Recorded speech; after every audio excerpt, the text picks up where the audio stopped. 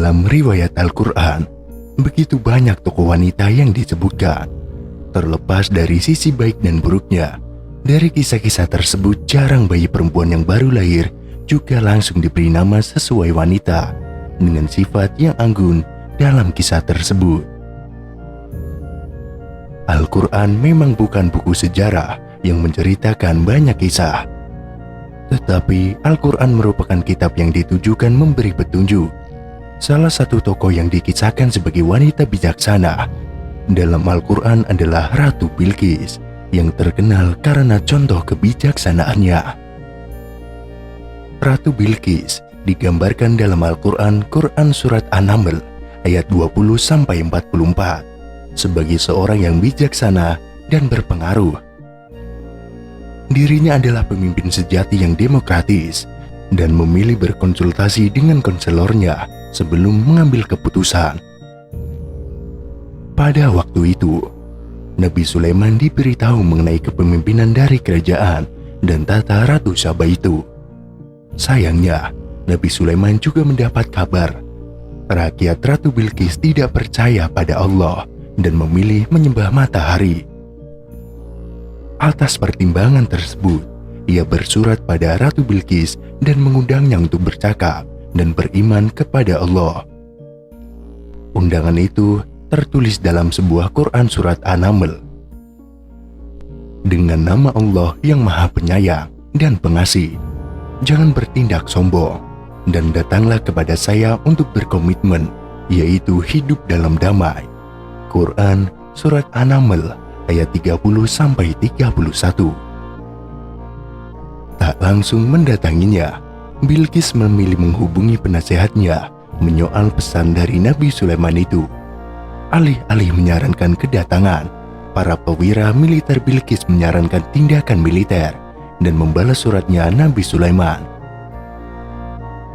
Kita memiliki kekuatan dan keberanian yang luar biasa, yaitu untuk berperang. Tetapi keputusan berada di tanganmu, maka pertimbangkanlah apa yang engkau perintahkan. Quran Surat An-Naml ayat 33. Jawaban Ratu Bilqis pada saat itu, beliau diketahui sangat bijak. Dia berkata, jika Sulaiman hanya seorang raja, mereka akan memuaskannya dengan hadiah. Tetapi, jika mereka adalah seorang nabi, seperti yang disebutkannya Ratu Bilqis, maka Bilqis menyatakan untuk menghadapinya dengan sangat hati-hati. Mendapat kabar tersebut, Nabi Sulaiman tegas menolak hadiah tersebut, sehingga satu-satunya cara yang disadari Bilqis adalah dengan datang ke kerajaan Nabi Sulaiman. Dikisahkan dalam Al-Quran, mereka diceritakan berakhir dalam pertemuan itu, dan Bilqis yang menjadi muslimah. Namun, cerita selanjutnya dikisahkan jika mereka akhirnya menikah. Ratu Seba atau Sabah adalah salah satu wanita dengan kepribadian yang baik dalam Al-Quran. Dia berbakat dalam berdiplomasi dan merupakan pemimpin yang berhati-hati, serta tidak akan menempatkan rakyatnya dalam situasi yang tidak berdaya. Ratu Bilqis atau Ratu Sabah disebutkan di kitab Taurat, Injil, dan Al-Quran sebagai sebuah kerajaan yang subur, kaya raya, serta damai. Ahli tafsir kitab suci menduga negeri Sabah yang diperintahkan oleh Ratu Sabah dan Raja Sulaiman dalam kurun 970 sampai dengan 930 tahun sebelum Masehi, posisinya diduga sekarang adalah Yerusalem. Dugaan itu dibuktikan dari reruntuhan kerajaan dan beberapa temuan arkeologis.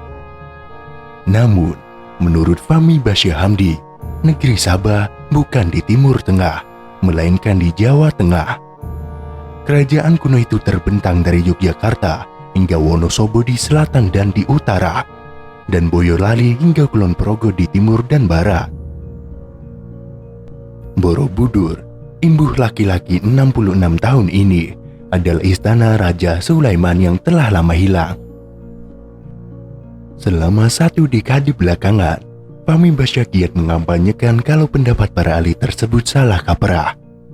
November 2017, dia sampai menantang arkeolog untuk membuktikan pendapatnya keliru dalam Festival Arkeologi Universitas Gadjah Mada. Bagi Fahmi Basyah yang pernah dipenjara di Lapas Sukamiskin pada 1979 karena melanggar unjuk rasa melawan Orde Baru, tidak ada bukti kuat dinasti Syailendra sebagai pembangun Candi Borobudur.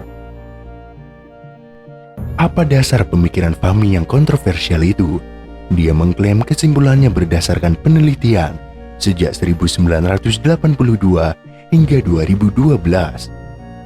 Dosen jurusan matematika di UIN Syarif Hidayatullah meyakini bentuk Borobudur menyimpan terlalu banyak keterkaitan dengan Nabi Sulaiman yang sukar dianggap sebagai kebetulan.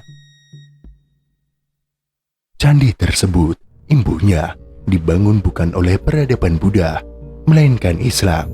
Puncaknya, Fahmi Basyah menerbitkan 3 buku sejak 2012. Yang pertama, Borobudur Peninggalan Nabi Sulaiman. Yang kedua, Borobudur Warisan Nabi Sulaiman. Dan yang ketiga, Jelajah Negeri Sabah, di mana Fahmi memaparkan 40 bukti jika Candi Borobudur adalah simbol kejayaan Kerajaan Sulaiman. Banyak bukti yang menunjukkan bahwa Borobudur tidak dibuat oleh manusia. Relief-reliefnya mustahil dipahat, hanya jin yang bisa melakukannya itu, kata Fahmi Basyah. Suatu hari, Ratu Sabah hendak berkunjung ke istana Nabi Sulaiman. Sang raja yang kaya raya itu memerintahkan tentara jinnya memindahkan singgasana Ratu Sabah ke istananya demi menaklukkan negeri Sabah. Ratu Sabah bertekuk lutut dan bersedia dipersunting Sulaiman. Keduanya lantas memerintahkan kerajaan yang terbentang dari Jazirah Arab hingga Ethiopia. Sebelum runtuh akibat bencana banjir bandang yang dikaitkan sebagai hukum Tuhan karena rakyatnya terus saja menyembah berhala.